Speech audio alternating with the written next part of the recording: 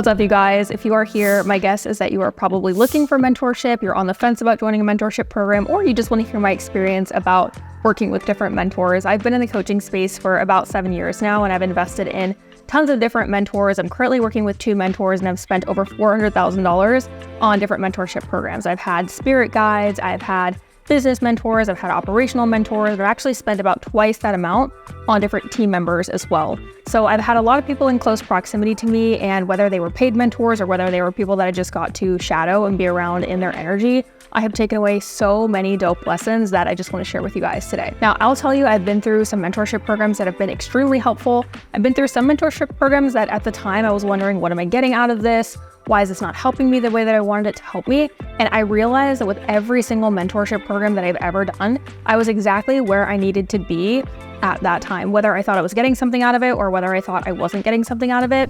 And being in the mentee seat has taught me how to be a way better mentor to my coaches and has taught me how to become a way better mentor to the coaches that I get to work with. And it's also helped me become an even better client with every single mentorship program that I do. So here are the 5 top lessons that I've learned in the last 5 years of working with different mentors. So the first one is from one of the mentors that I am currently working with. He is absolutely incredible. His name is Alex Sharfin. You're going to find that there are a few on this list that actually come from him. But the first thing that I really love that he taught me, was actually one of the first lessons I learned from him, was that it's actually really scary to cast a really wide vision. And the thing is, as an entrepreneur and as a visionary, you're essentially looking into the future, you're taking the future and you're pulling it into your current reality. And so when you have this dream and this desire and this vision, it's really uncomfortable because you're basically paving the path for something that no one has ever done before, which is terrifying. And so I got a lot of validity from being inside of his program and, hearing him speak more about how entrepreneurs are essentially evolutionary hunters and that we're the people that see the future and we essentially pull it into the now. And so that's something that's really uncomfortable. So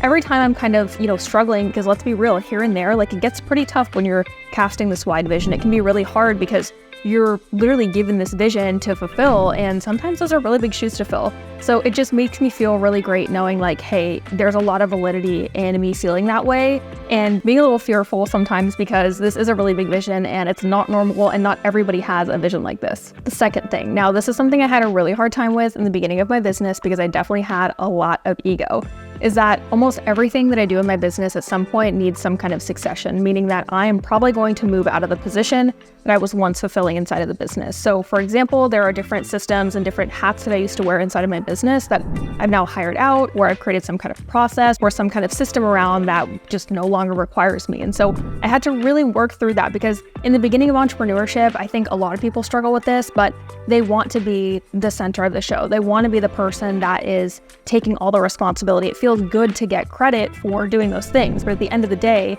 you can't really scale a company at the rate that you want to or eventually succeed out of the company and sell it if you're consistently getting in the weeds of the business. And so one of the biggest lessons I've learned, especially in the last 6 months, has been that everything I do should have some kind of succession plan and that eventually I need to be replaceable in different parts of my business if I really want to scale. The third thing, and this is from working with all different types of mentors and different mentorships that I've been in, is that I could only get out of the container and the mentorship program what I actually put in.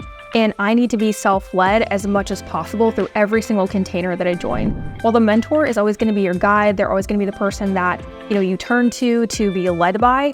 They're going to give you answers, but you still need to be the person that is applying absolutely everything. You need to be self-led, and more than anything, when your mentor tells you to do something, do the dang thing. I know in the beginning of my business, I had a lot more ego. I was still learning how to navigate working through that. And over time, I realized I was hiring people because I needed to be able to listen to them. I needed to be able to take their advice. I need to be able to take the action steps and go and apply them. So you can only get out of a mentorship what you really put in. And yes, it's important to consume the information, but more than anything, you need to make sure that you're consistently applying it. And also, I'm just going to add to that, make sure that you're also asking the mentor for feedback. So when you implement something, don't just implement it and then leave high and dry. You want to make sure that you're asking that mentor, depending on their boundaries, their expectations, what can I do better? This is the result of what you told me to go do. How can we fine tune this? How can we make it better? And how can I be better in my leadership to continue integrating that thing? So make sure that if you're going into a mentorship, that you have the responsibility, because the responsibility is up to you to actually participate and for you to apply what your mentor is giving you. The fourth thing is that I have become obsessed with leverage, and learning how to use leverage in my business has been one of the most important things, especially in the last year. Now, this is pretty similar to making sure that you do everything in succession, making sure that you also use leverage, right? Like hiring a team member is essentially using leverage. Making a process or putting a process in place is technically like using leverage. But when I say leverage, I mean this, like how can you maximize and how can you optimize your time? Like how can you take one piece of content and turn it into 5 pieces of content? How can I take one single process and duplicate that process over and over again so it becomes something that's repeatable and that I can use and leverage? So when you use more leverage in your business, and I would say after I hit about the 500K year mark, which you should totally use leverage in your business from the get-go. When I hit around my first, 500K year was when I really started to pick up on leverage and learned, okay, I can actually maximize my output with less. It's kind of like looking at the minimal dose effect. So how can you do the most with the least amount of things? And this has quadrupled the size of my output, my team's output, and my business because we're actually doing less with what we already have in place. 5, last but not least, this is also one from my current mentor, Alex Sharpin.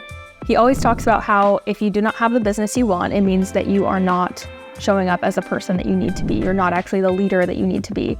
And the embodiment practice that's necessary, the way that you need to walk the walk, talk the talk, is so vital. And I'm learning that more and more and more every single day. The more that I work on myself, the more I take the time to actually rest and recover, the more that I do the things that I'm telling my clients to do, the more that I continue my own leadership, the more that I continue to invest in myself, the more that I continue to become a magnet for money and know that money is going to be coming back to me, the more that I feel embodied in the work that I'm teaching my clients. And so it's so much easier for me to also attract the right kind of client. And it's also easier for me to build and scale my business. And so if you don't have the business that you want, it's simply just because you're not the person that you need to be in order to hold space for that business. And I know that might be really hard to hear, and it's always been really hard for me to hear.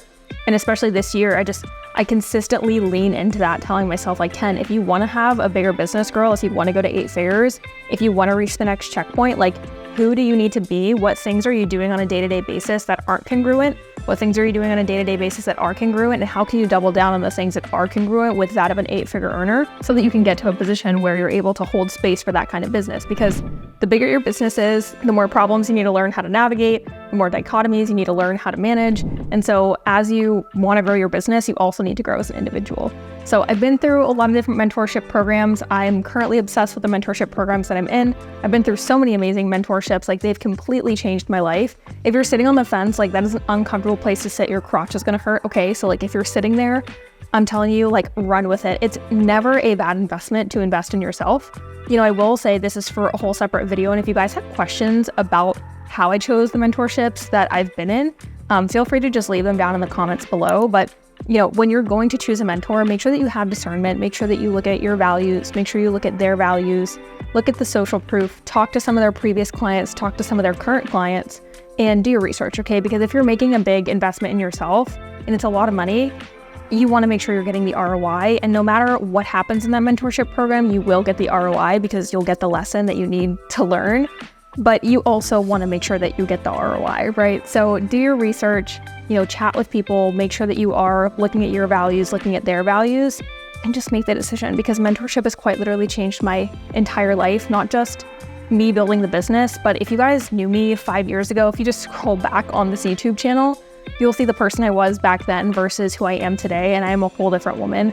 In fact, I grew up through the last few years actively on social media. So for me to be able to sit here today and actually even make this video completely changing and pivoting my entire life for the last 5 years is just crazy to think about. So do the thing. If you're sitting on the fence, get off because it hurts, okay? And if y'all have any questions, just shoot me a comment down below. As always, I would appreciate if you guys like and subscribe, and I'll catch you in the next video.